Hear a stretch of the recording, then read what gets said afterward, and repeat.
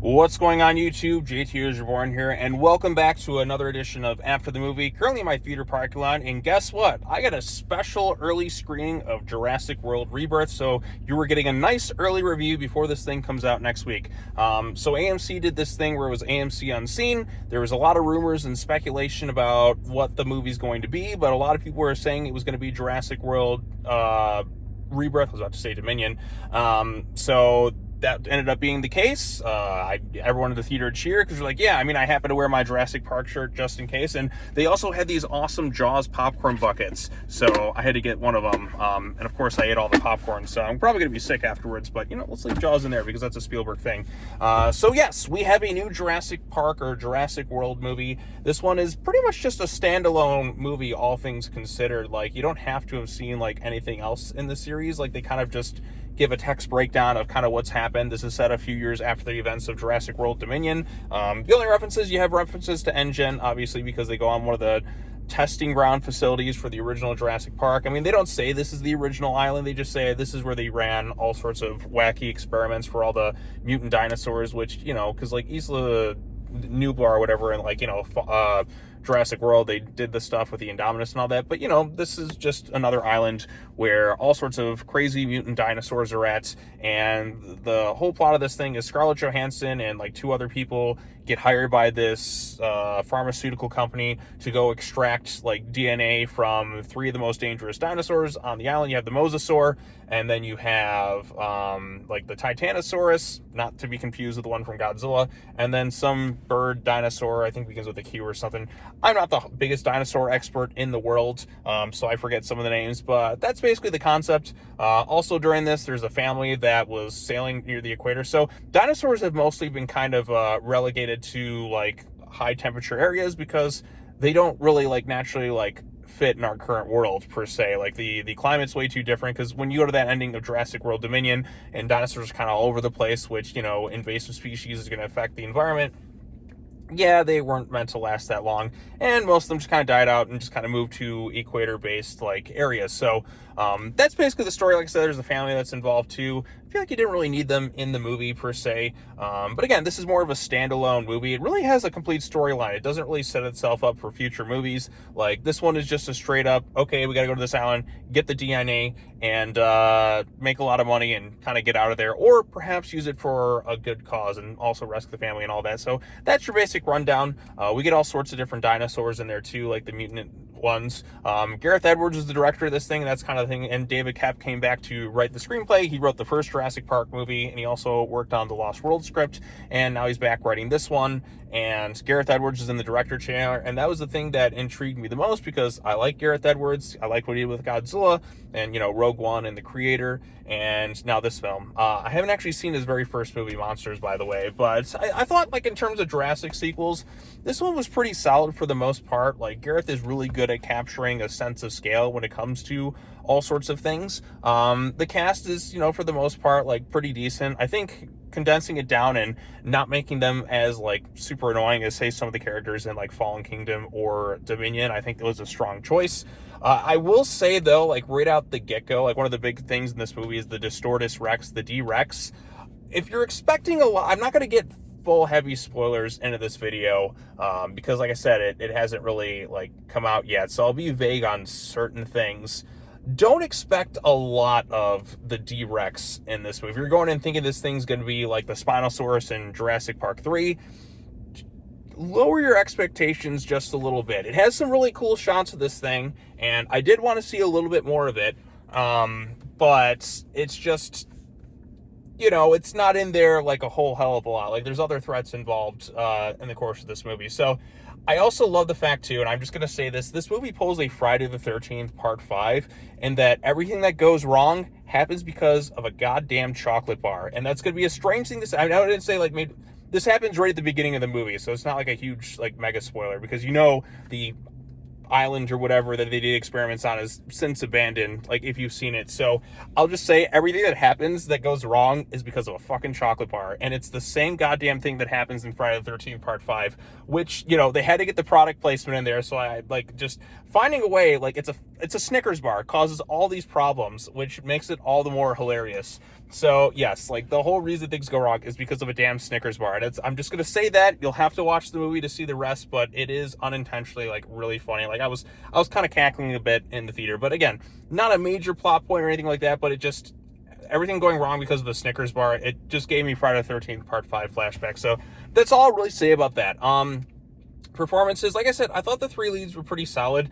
There are some moments too where they have a lot of kind of expository, like, oh, this is my backstory, yada yada yada. It doesn't organically like always fit in. I mean, they like something like Jaws, for example, like the way they integrate like Brody, like the fact that he moved there, it feels more natural within the dialogue, and scenes kind of transition from like one moment to another, and it goes from one thing which casually works its way into kind of explaining why a character does things. Here, there's a lot of people kind of in this movie. You have the three kind of main characters, Mahershala Ali, Scarlett Johansson, and this other guy playing a character named Dr. Loomis, who, like, I don't know if this is like, because in the movie they do say he was like an apprentice of Dr. Grant. I'm not sure, like he said, since he was like kind of a kid, so I'm not sure if this is the same character from the original Jurassic Park, where Grant's kind of like scares the kid at the very beginning of the movie. He's like, that's not scary, that's more like a 6-foot turkey. So it could very much be the same character. I'm not 100% sure based on the movie. Again, this is like an early screening, so but then again, there's no real other like major references to anything else. Like, this is a pure standalone movie. It doesn't really like the first Jurassic World movie, which was kind of leaving things open to set the stage for things. Like, this it's a very self-contained movie, which I did appreciate that. Like, it's not like something like, if they didn't make any more, like, you wouldn't feel like unsatisfied per se, because this thing wraps up its entire storyline in one go. Like, it's kind of what Gareth did with the 2014 Godzilla, where it kind of wrapped itself up in a nice go. A lot of sequences do feel like callbacks to some of the other stuff. Like, if you've seen the trailers, like a gas station scene, that's very much the kitchen scene. They did get to integrate the raft scene from the novel, which people have been wanting for a long time. And there's a lot of nice, intense, suspenseful sequences, because Gareth Edwards is really solid at directing. The family element, I don't feel like they really needed to be in the movie.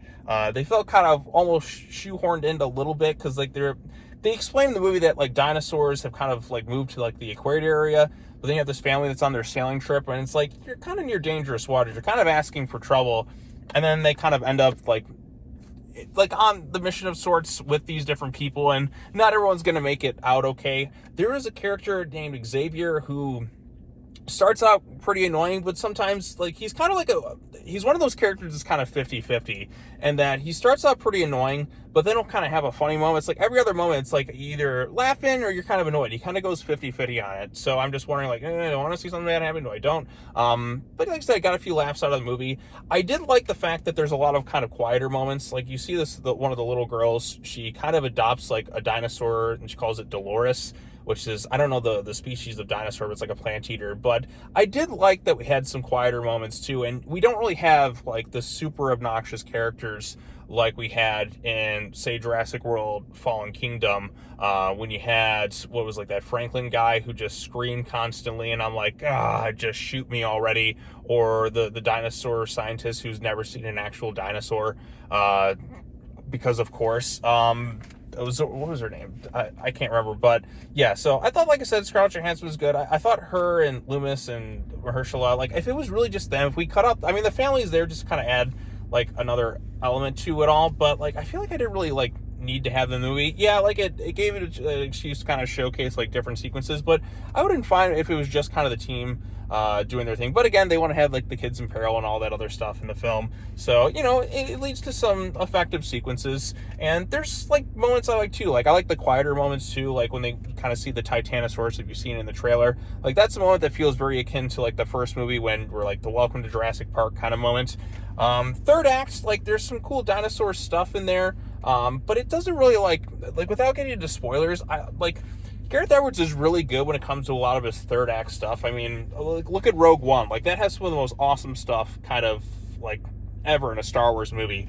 And it may have like a slower build like with the first 2/3, but he really like nails it with the third act. This one's a little bit different in that I thought the first act, like, it kind of built itself up. Like, it definitely takes its time, like kind of getting to the island and doing the stuff. I mean, we've kind of seen the whole thing with dinosaurs and isolated patches of land, but this one, like, okay, what's the reason they go there? Okay, they're going for a good cause. Yeah, like, they're looking for a lot of money, but they want to do, like, it's for something that would benefit mankind. So there's more justifiable reasons for them to want to go. But with this one, like I said, with Gareth Edwards, he usually like nails the third act. Here, I'd say like I kind of like when it ends, like it wraps its story up, but it doesn't really pack the punch like some of the other stuff. Like, I'm always going to remember the ending to the 2015 Jurassic World film, when you have like that awesome team up and everything, like you really want to cheer and chant like, yeah, that's awesome. Here it just kind of like, sort of like, okay, we're wrapping ourselves up, and I'm like, oh, okay, it's over. I kind of expected a little bit more at the ending. Like I was looking for something that really just kind of like pack the punch, like the wow moments that we generally get with these Jurassic films. Like here, it just kind of is like, okay, like there's considerable restraint in certain areas, but it doesn't like have that like real like wow factor like a lot of other stuff kind of has.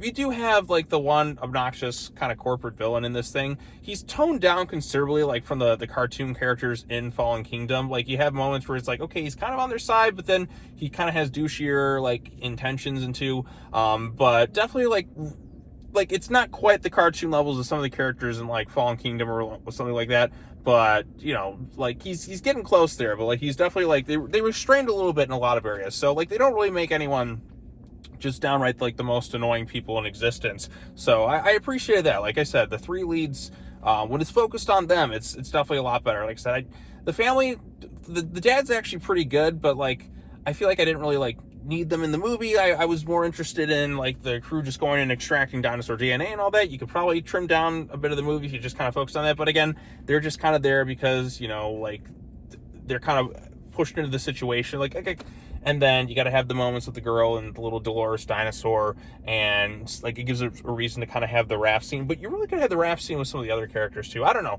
like that's just me. I feel like I didn't really need the family like in there. I feel like just with the three other characters, it would have been better if we just focused on them as opposed to bringing in this other one. Like I said, it doesn't kill the movie for me, but like in all seriousness, like I said, they're just kind of there to be rescued. Like that's the purpose they serve within the story. Like I said, they're not super annoying or anything like that. Like I said, I thought the dad was pretty good.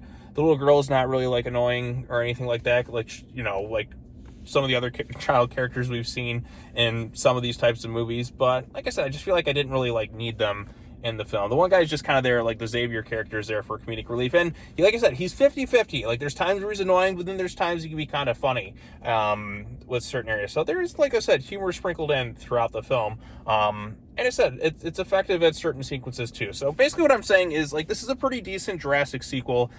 It's not the best since the original. I can't just fully endorse that. I mean, maybe if I give it time with some more like rewatches, like it'll like go up in my ranking. But for me personally, like I said, first one's at the top, and then in second place, I still like the first Jurassic World. I know there's some plot things to take out, but it's the film that's like sticks with me. Like to me, that was like fun, awesome summer blockbuster. Like this one plays it safer in a lot of areas. Like I mean, you have kind of the mutant dinosaurs, which are kind of cool looking, but I want a little bit more of it. I wanted something that kind of packed a little bit more of a punch by the end of the film, and it needed a little bit more is what I'm saying. Like it just kind of felt like it felt whelmed, which is not very Gareth Edwards like, because he really usually like, you remember like the ending, like I said, Godzilla 2014, you remember when Godzilla does the kiss of death, like right down its mouth.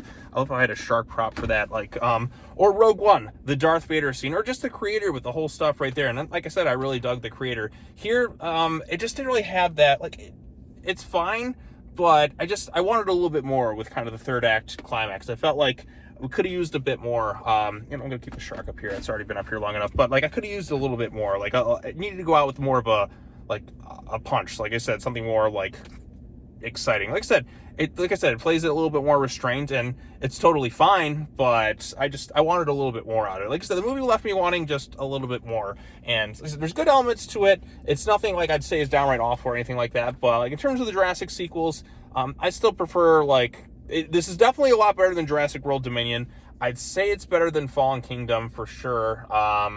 And then Lost World is one where I know people have like fond memories of it, and like there's elements I like Lost World, but that also has some of the worst characters with like Vince Vaughn stealing their bullets and all that too. Like and you had the fun like kind of climax in San Diego, and you have some good sequences in there, and you have Pete Postlethwaite as was it Roland Tembo is the character? Like he was awesome, but like there's elements like I might like this one a little bit more than The Lost World. And I'm a Jurassic Park 3 defender. I know a lot of people don't like that one as much, but for me, that one just, it was kind of straightforward. It was a quick rescue mission, and the Spinosaurus is awesome in there. You have the Spinosaurus in here. It's definitely a very different design compared to what we've seen before. You see it hunting like the Mosasaur and all that, and there's some cool sequences in there too. And like I said, Gareth Edwards, really good like at capturing scale. Like that's one of the things I was most excited about. Like you really feel the weight and size of these dinosaurs. Like you feel the impact of things. And like I said, there's some really good sequences, and the movie does take time to let scenes breathe. And I appreciated that. Like there's quieter moments too, which, you know, is needed too. So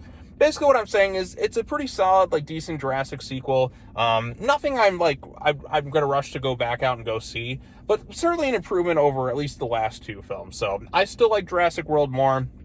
I still have I've had years of enjoyment with Jurassic Park 3, which I personally enjoyed more than this one. I know that I might catch hell for that in the comment section. But that one, at least, like, it left more of an impact. I mean, maybe because I saw it as a kid, but, like, even then, has the more exciting, like, third act. Here, it's like, there's cool moments in there, but it's, like, stuff I've kind of seen before, and I'm, like, I was kind of waiting for that big punch, like, at the end of just, it left me, like, wanting a little bit more.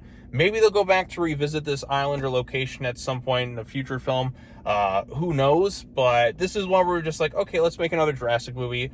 Let's make it standalone. Let's see what the audience response is, and then kind of go from there. So I did appreciate the fact that it told a complete storyline. It didn't really leave anything like unanswered. Well, maybe there is one thing, but that's into spoilers and discussion for another time. But it at least, like, it wrapped up its storyline. So I appreciated that aspect of it. So yeah, so basically what I'm saying, if you're a Jurassic Park fan, go check it out, judge it, you know, because the fan base is kind of a little bit all over the place in terms of, like, what they like and dislike in terms of Jurassic movies. Like, some are like me who like Jurassic Park 3 more than The Lost World, or somebody like me who actually does quite enjoy the first Jurassic World. There's a lot of things, plot holes and that with it too, but there's some really awesome stuff in that movie. Like, when you have the Raptor teaming with the T-Rex to take down the Indominus, that's fun. That's exciting.